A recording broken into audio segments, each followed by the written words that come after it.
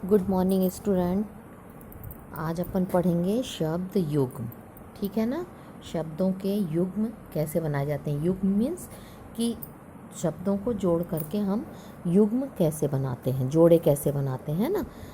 जैसे अभी युग्म समझ गए, मतलब कोई भी अवतरण, कोई भी गद्यांश, कोई भी पद्यांश हम पढ़ते हैं और उनके एक शब्द के साथ में योजक चिन्ह लग करके जब दूसरा शब्द लिखा जाता है तो वो हमारा क्या हो जाता है, युग्म हो जाता है। उसको हम क्या बोलते हैं, शब्द युग्म।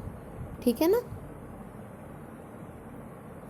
शब्द युग्म वो हो गए, जैसे मान लीजिए कि हमने आपको बताया कि पेड़ों से अभी तक टप टप पानी टपक रहा था, तो टप टप ये हमारा क्या हो गया, युग्म हो गया है ना।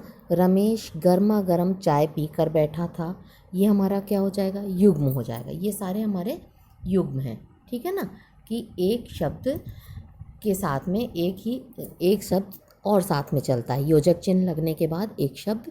जैसे खा पी लो, माँ ने रोका कुछ खा पी लो, रमेश ने कहा खाना वाना लौट कर खाऊंगा, तो ये सब हमारे क्या हो जाएंगे, युग्म हो जाएंगे। ठीक है ना। अब आपको बताते हैं डेफिनीशन की युग्म किसको कहते हैं। मतलब शब्द एक के साथ में वे शब्द जो प्रायः एक के साथ में प्रयुक्त किए जाते हैं। डेफिनीशन है इसकी, पहले आप डेफिनीशन लिखेंगे। परिभाषा, वे दो शब्द जो प्रायः एक के साथ में प्रयुक्त किए जाते हैं, मतलब एक साथ लिखे जाते हैं और होते क्या हैं, दो शब्द होते हैं। ठीक है ना, वो हमारे क्या कहलाते हैं, युग्म कहलाते हैं। जैसे कल कल, आना जाना, बड़े बूढ़े, चाय वाय आदि, ये हमारे क्या हैं, ये युग्म हो गए। इसे हम क्या कहते हैं, युग्म कहते हैं। अब युग्म चार प्रकार के होते हैं। कितने प्रकार के होते हैं युग्म, चार प्रकार के होते हैं। जैसे समानार्थी शब्द के युग्म, विपरीतार्थी शब्द के युग्म, सार्थक और निरर्थक शब्द युग्म और ध्वन्यात्मक शब्द युग्म। ठीक है ना। समानार्थी शब्द युग्म, विपरीतार्थी, सार्थक और निरर्थक और ध्वन्यात्मक। ठीक है। अब आते हैं फर्स्ट अपन समानार्थी शब्द युग्म में। तो दोनों शब्दों में समानार्थी शब्द कौन से होते हैं, दोनों शब्दों का अर्थ लगभग समान होता है। इसमें समानार्थी शब्द में जो युग्म बनते हैं उनमें दोनों शब्दों का अर्थ समान रूप से होता है। जैसे बाल बच्चे, बाल मीन्स छोटा बच्चा और बच्चे मीन्स बच्चे। साफ सुथरा, ठीक है, तो ये समान शब्द है। साफ माने भी सफाई करना, साफ होना, और सुथरा मीन्स भी साफ सुथरा करना, साफ सफाई करना, है ना। अपन बोलते हैं ना कि साफ सुथरा कर लो इसको। बड़े बूढ़े, ये हमारे क्या हैं, समानार्थी हैं। दोनों शब्द के जब समान अर्थ निकलें, दोनों शब्दों के जब अर्थ समान हो तो वो क्या हो जाते हैं, हमारे समानार्थी युग्म होते हैं। किंतु युग्म में लिखे गए हों, दोनों शब्दों के अर्थ समान हो किंतु युग्म में लिखे गए हों, वो हमारे समानार्थी शब्द कहलाते हैं। ठीक है। सेकंड हमारा आता है विपरीतार्थक शब्द, विपरीतार्थी। अब विपरीतार्थी माने विलोम, जैसा कि आप लोग समझते होंगे कि विपरीत माने उल्टा, विलोम शब्द, है ना। तो इनमें दोनों शब्दों का अर्थ आपस में विपरीत होता है, अलग अलग होता है। विपरीत मीन्स अलग अलग होना, परस्पर मीन्स आपस में। तो जैसे, और किंतु योजक चिन्ह लगा होता है। जैसे सुख दुख, लाभ हानि, आना जाना आदि, ये हमारे क्या हो गए, विपरीतार्थक युग्म कहला गए। ये हमारे जो एक दूसरे के विपरीत हैं, विपरीत मीन्स अलग अलग हैं। सुख और दुख, लाभ हानि, आना जाना। इसी प्रकार से थर्ड है हमारा सार्थक और निरर्थक शब्द युग्म। इन शब्दों में पहला शब्द सार्थक और दूसरा शब्द जो होता है वो निरर्थक होता है। उसे हम क्या कहते हैं, सार्थक और निरर्थक शब्द युग्म कहते हैं। किंतु होते दोनों साथ में हैं, योजक चिन्ह लगा होता है। जैसे खाना वाना, तो खाना तो हमारा सार्थक शब्द है कि हमको क्या करना है, खाना खाना है, पर हमने कहा खाना वाना खा लो, तो वाना शब्द जो एक शब्द हम साथ में जोड़ते हैं वो निरर्थक होता है, उसका कोई अर्थ नहीं होता है। चाय वाय, चाय हमारा सार्थक शब्द है और वाय हमारा निरर्थक शब्द है। पानी वानी, पानी हमारा सार्थक शब्द है कि ये तो पानी है, हम बता रहे हैं, आपको बोध करा रहे हैं कि ये पानी है, किंतु वाणी जो शब्द जोड़ लिया वो हमने निरर्थक जोड़ लिया। ठीक है ना। तो एक सार्थक और निरर्थक शब्द युग्म हो गए।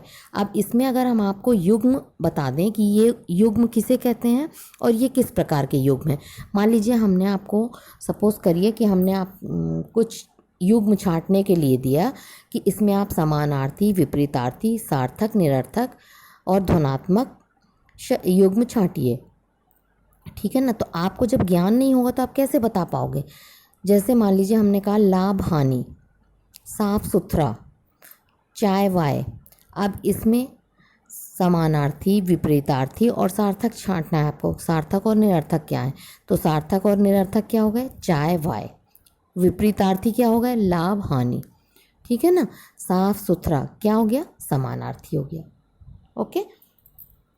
अब अपन पढ़ते हैं लास्ट, ध्वन्यात्मक शब्द युग्म।